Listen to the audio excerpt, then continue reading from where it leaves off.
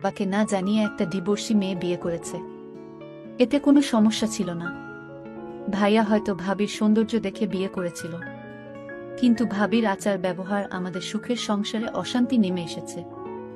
আমার বয়স খুব কম হলেও আমি ভাবির সকল কর্মকাণ্ড বুঝতে পারি, কিন্তু ভাবির এরকম বাবা মায়ের উপর অত্যাচার আমার কিছুতেই সহ্য হতো না। আর ভাইয়া তো চাকরির কাজে শহরে থাকত। একদিন ভাবিকে হোটেলে নিয়ে গেলাম, আর হোটেলে নিয়ে যা করেছিলাম তা শুনলে তোমাদের মাথা গরম হয়ে যাবে। তাহলে মূল ঘটনাটি বলি। এইমাত্র আমি 500 টাকার 3টা নোট ড্রেসিং টেবিলের উপর রেখে কিচেনে গেলাম, এখন দেখি টাকাটা নেই। সোহান, টাকাটা কি তুমি নিয়েছ? ভাবির এই কথা শুনে আমার মাথা জ্বলে উঠল। শেষ পর্যন্ত চোর বানিয়ে দিল আমাকে। ছি! অবশ্য বেকারদেরকে মানুষের অনেক কথা শুনেই বেমালুম হজম করতে হয়। কথায় কথায় মাথা জ্বলে উঠলে চলে না। অনেক কষ্টে নিজেকে সামলে নিয়ে বললাম, না ভাবি, আমি নেইনি। হয়তো অন্য কোথাও রেখেছ, ভালো করে খুঁজে দেখো। ভাবি বলল, সব জায়গায় খুঁজেছি, কোথাও নেই। তুমি একটু মনে করে দেখো। এমনও তো হতে পারে তুমি মনের ভুলে নিয়ে মানিব্যাগে ঢুকিয়ে ফেলেছ, এখন মনে করতে পারছো না। এবার সত্যি সত্যি মাথায় আগুন চড়ে গেল। আমি খুব হালকা স্বরে বললাম, ভাবি, তুমি যেভাবে আমাকে অপমান করছো, এর মধ্যে যে চূড়ান্ত রকমের একটা ছোট লোকই আছে। তুমি কি তা বুঝতে পারছো? এই কথায় ভাবি শ্রাব্য অশ্রাব্য ভাষায় যা বলা শুরু করলো, তাতে তাকে আর একটা ভদ্র বাড়ির ছেলে, বউ কিংবা কোনো ভালো ঘরের মেয়ে বলা যায় না। এক পর্যায়ে সে বলেই ফেলল, ধামরা একটা ছেলে বছরের পর বছর ভাইয়ের ঘাড়ে বসে বসে হাতির মতো গিলছে। 4 পয়সা ইনকামের মুরদ নেই, সে কি না আমাকে বলে ছুটল। আমি বারবার এদিক ওদিক তাকাচ্ছি, যেন মা এইসব কথা কোনোভাবে শুনতে না পায়। এমনিতেই সে স্ট্রোকের রোগী, কোনোভাবেই উত্তেজিত হতে পারে, এমন কিছু শুনতে দেয়া যাবে না তাকে। এরপর আর কোনো কথা জোগালো না আমার মুখে। নিঃশব্দে বাড়ি থেকে বের হয়ে গেলাম। বেলা বাজে 10:56। রোদ তেতে উঠেছে। আষাঢ় মাস, অথচ বৃষ্টির নামগন্ধও নেই। রোদের তাপে যেন রাস্তার পিচ গলে স্যান্ডেলে লেগে যাচ্ছে। এখন কোথায় যাব আমি? লকডাউনের ভেতর কারো বাড়ি যাওয়া যাবে না। আমাদের বাড়িটা চাঁদপুর শেরশাহ সুরি রোডে। এখান থেকে হেঁটে হেঁটে রেসিডেন্সিয়াল কলেজের পাশ দিয়ে চন্দ্রিমা উদ্যানে চলে যাওয়া যায়। বসার জন্য খুব নিরিবিলি একটা জায়গা। আমার একটা নিরিবিলি জায়গায় এখন সবচেয়ে বেশি দরকার। খুব কঠিন একটা সিদ্ধান্ত আমাকে নিতে হবে, এবং সেটা আজই, এখনই। একটা ভবনের পেছন দিকে লেকের পাড়ে নিরিবিলি একটা জায়গা দেখে বসে পড়লাম। সংসারের হিসাবটা কিছুতেই আর মিলছে না। অল্প কিছু দিনের ভেতর সবকিছু কেমন এলোমেলো হয়ে গেল। অথচ আমাদের সংসারটা ছিল ছবির মতো সুন্দর, গোছানো, পরিপাটি। সেই ছবির রং ঝাপসা হতে শুরু করলো এক সময়। বাবা মারা গেল প্রায় 5 মাস হতে চলল। এরপর থেকে সেই ছবির শুধু ফ্রেমটাই রয়ে গেল, বাদবাকি সব হারিয়ে গেল কোথায় যেন। এই তো সেদিনের কথা, আমরা 2 ভাই আর বাবা মা মিলে একসাথে ক্যারাম খেলেছি। বাবা একটু সময় বের করতে পারলেই ফুরুত করে ঘুরতে গিয়েছে আমাদেরকে। বাড়িটা সারাক্ষণ হাসি আর আড্ডায় গমগম করত। আর আজকের অবস্থা দেখলে নিজেই অবাক হই। মনে হয় আদৌ এইটা আমাদের বাড়ি। ভাইয়া পড়ালেখা শেষ করার পর 19 সালের জুলাই মাসে একটা মাল্টি ন্যাশনাল কোম্পানিতে উচ্চ পদে চাকরি নিল। ভালো বেতন, মতিঝিলে অফিস। এর মাস খানিকের মাথায় কাউকে কিছু না জানিয়ে হুট করে এক সন্ধ্যায় ভাবিকে নিয়ে উপস্থিত। তারা নাকি গোপনে কাজী অফিসে গিয়ে বিয়ে করেছে। ভাবির বাড়ি কুমিল্লার বরুড়ায়। ফেসবুকে পরিচয়, সেখান থেকে প্রেম, আর তারপর বিয়ে। ভাবির এর আগেও একটা বিয়ে ছিল, সে পর আমার ভাইয়ার সাথে তার পরিচয়। আমরা সবাই খুব আপসেট হলাম এই ঘটনায়। ভাইয়ার মতো একটা চমৎকার গোছালো এবং দায়িত্বশীল ছেলে কাউকে কিছু না জানিয়ে এভাবে বিয়ে করে ফেলবে, এটা মানাই যায় না। আর তাছাড়া আমাদের বাড়িতে যদি অমত করার মতো কেউ থাকতো তাহলে ভিন্ন কথা ছিল। আমরা 2 ভাই মোটামুটি বড় হলে বাবা মা আমাদেরকে খুব পরিষ্কারভাবে বুঝিয়ে বলেছে যে জীবনে চলার পথে কাউকে ভালো লাগতেই পারে, এটা খুবই স্বাভাবিক। এমন কিছু হলে অবশ্যই যেন সবার আগে বাড়িতে শেয়ার করি। আজ পর্যন্ত আমাদের 2 ভাইয়ের কোনো যৌক্তিক কাজে বাবা মা বাধা দেয়নি, বরং সব সময় উৎসাহ দিয়ে এসেছে। সেখানে ভাইয়ার কাছ থেকে এটা কেউই আশা করেনি। এই ব্যাপারটা নিয়ে বাবাই সবচেয়ে বেশি আপসেট হয়ে পড়ল। মা তাকে বোঝাতে চেষ্টা করল যে রাব্বি যদি মেয়েটাকে নিয়ে সুখী হতে পারে তাহলে আমাদের আর আপত্তি করে লাভ কি, যা হওয়ার তা তো হয়েই গেছে। আর তাছাড়া দুইজনের সম্মতিতেই বিয়েটা হয়েছে, দুজনই ম্যাচিউর, সুতরাং এখন স্বাভাবিকভাবে ব্যাপারটা মেনে নেওয়াই সব দিক দিয়ে ভালো। ভাবির আগের বিয়ে নিয়ে বাবা মা কেউই কোনো কথা তোলেনি এই পর্যন্ত। ডিভোর্স একটা মেয়ের জীবনের খুব দুর্বল একটা জায়গা। সুযোগ বুঝে এই জায়গায় খোঁচা দেয়া কোনো ভালো মানুষের কাজ না। মা শুধু ভাইয়াকে আড়ালে ডেকে নিয়ে সেই রাতে বলেছিল, রাব্বি, তোর বাবার মনে এত বড় দুঃখ দিলি, তার কত পরিকল্পনা তোর বিয়ে নিয়ে। খুব ধুমধাম করে বড় ছেলের বিয়ে দিবে, আনন্দ ফুর্তি করবে। মানুষটা খুব কষ্ট পেয়েছে রে, স্রেফ এইটুকুই। অবশ্য ভাইয়া সেই রাতে মাফ চেয়েছিল বাবা মার কাছে। তারপরও বাবা কেমন চুপচাপ হয়ে গেল। এরপর থেকে কখনো আগের মতো সেই চঞ্চল মানুষটাকে আর দেখিনি। মাস 3 মোটামুটি ভালোভাবেই চলল সংসারটা। এরপর সাজানো সংসারে একের পর এক ঝড় আসা শুরু হলো। সেই ঝড়ে আমাদের স্বর্গের সেই বাড়িটা তছনছ হয়ে গেল। ভাবির সাথে মার তেমন বনিবনা হচ্ছিল না। একটা পর্যায়ে সংসারের শান্তির জন্য মা সবকিছু ভাবিকে বুঝিয়ে দিয়ে অবসর নিলেন। তবুও শান্তি এলো না। ভাবি চাইল তার আলাদা একটা সংসার, যে সংসারে শ্বশুর শাশুড়ি আর দেবরের মতো বাড়তি ঝামেলা থাকবে না। আমাকে ভাবি নিজে টাকা লুকিয়ে আমার উপর ছাপিয়ে দিয়েছে। ভাইয়া যেন আমায় ভুলে বুঝে আলাদা হয়ে যায়, এই জন্য। এটা আমি বুঝতে পেরেছিলাম। যখন এইভাবে ভাবি আমাকে পাশাতে পারল না, তখন ভাবির মনে অন্য চিন্তা ভর করল। আমি সব সহ্য করতে পারি, কিন্তু মা বাবাকে নিয়ে কোনো কথা আমি সহ্য করতে পারি না। আমাকে ভাবি মিথ্যা দোষারোপ করুক, এত আমার কোনো সমস্যা নাই, কিন্তু বাবা মাকে নিয়ে কোনো অপমান, এটা আমি সহ্য করতে পারবো না। কিভাবে আমাকে ভাইয়ার চোখে খারাপ বানানো যায়, এই সুযোগ ভাবি সবসময় খুঁজত। কিন্তু আমি তো আর বোকা না যে ভাবির মতলব আমি বুঝি না। বয়সটা হয়তো কম হতে পারে। ভাবি বাবার সাথে তেমন ভালোভাবে কথা বলতো না। বাবাকে ভাবি চা বানিয়ে দিত কোনরকম ভাবে। এতে বাবা মুখ বুজে সব সহ্য করত, ভাবিকে কোনো কিছুই বলতো না। আমি শুধু চেয়ে দেখতাম। তবে ভাবি দিন দিন মা বাবার প্রতি এক ধরনের অত্যাচার শুরু করলেন। সময় মতো মা বাবার খাবার দেওয়া, মা বাবার যত্ন কিছুই করতো না সে।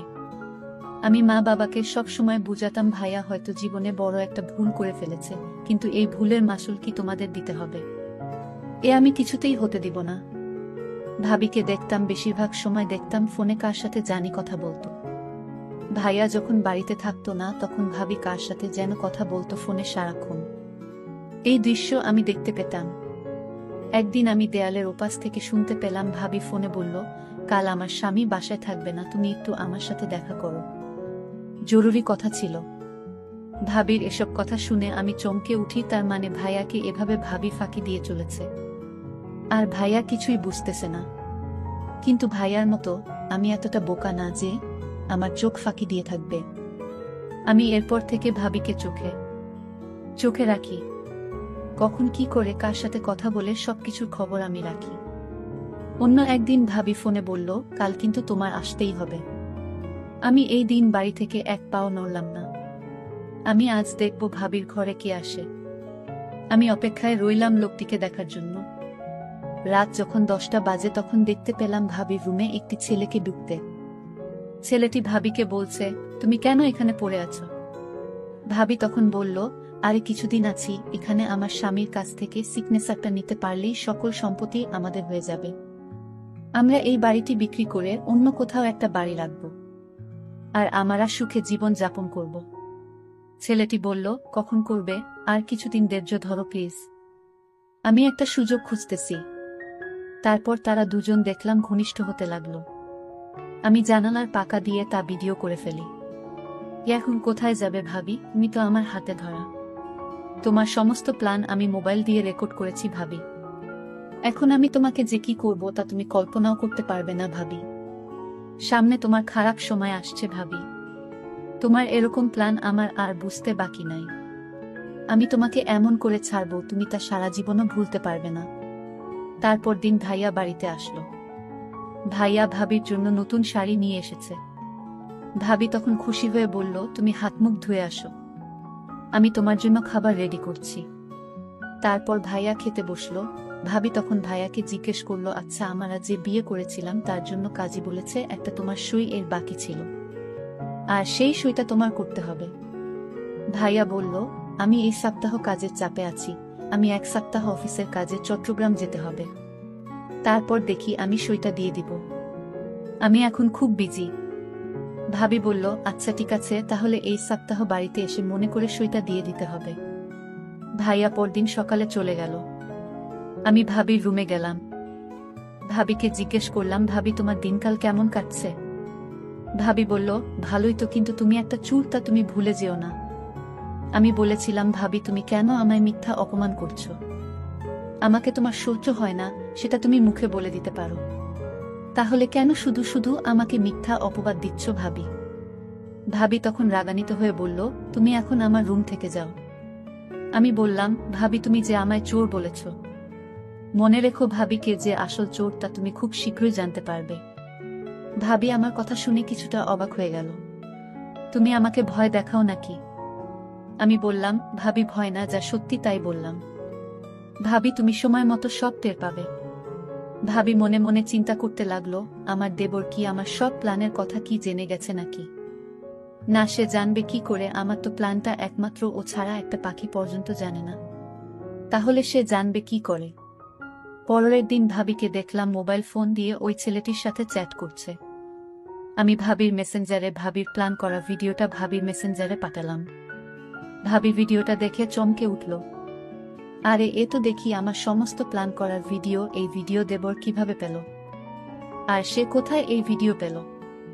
আমার ভিডিওটা দেখে মাথা গরম হয়ে গেল। আমি সাথে সাথে আমার দেবরকে ডাক দিলাম। দেখলাম দেবর তার ঘরে শুয়ে মোবাইলে চ্যাট করছে। আমি বলল, সুহান, এই সুহান। আমার দেবরের নাম সোহান। আমি তাকে ডাক দিলাম, সে আমার ডাক শুনেও না শোনার ভান করল। আমি 3টা ডাক দিলাম জোরে জোরে। সোহান তখন বলল, আরে ভাবি আপনি এত রাতে কি হয়েছে? ভাবি কোনো সমস্যা? ভাবি বলল, তুমি জেনেও না জানার ভান করছো কেন? আমি বললাম, ভাবি তুমি কি পাগল হয়ে গেছো? আমি কি জানি? আমি কিছু জানি না। আর তুমি কিসের কথা বলছো? ভাবি তখন বলল, তুমি এই ভিডিও কোথায় পেলে? আরে আমি এই ভিডিও, তুমি যার সাথে সম্পদ চুরি করে যার সাথে পালিয়ে যাবার প্ল্যান করছিলে সেই আমাকে এই ভিডিও দিয়েছে ভাবি। ভাবি আমার কথাটা বিশ্বাস করতে পারল না মনে হয়। ভাবি বলল, এ হতে পারে না। আমি বললাম, ভাবি তোমার প্ল্যান করা সমস্ত ভিডিও আমার কাছে আছে। আমি এই ভিডিও ভাইয়াকে দেখাবো, তারপর থানায় গিয়ে মামলা করব। তোমাকে সারা জীবন জেলে থাকতে হবে ভাবি।